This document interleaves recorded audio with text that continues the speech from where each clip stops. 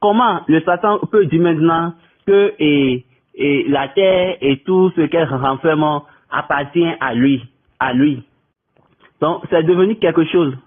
Donc, Dieu avait besoin d'un temps pour réunir. Et il a planifié cela d'une manière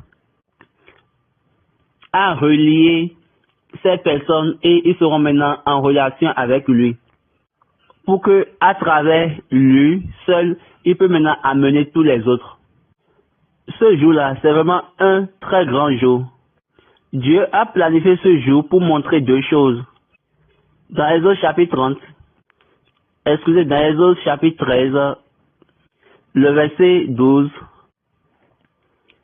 tu consacreras à l'Éternel tout premier-né, même tout premier-né des animaux que tu auras. Les mâles appartiennent à l'Éternel. Tu rachèteras avec un agneau tout premier-né de l'âne. Et si tu ne le rachètes pas, tu lui briseras la nuque. Tu rachèteras aussi tout premier-né de l'homme parmi tes fils. Regardez bien, ils ont bien dit, tout premier-né de l'âne doit être racheté. Là, Dieu a entendu parler de la rédemption du moins. L'un va racheter les autres.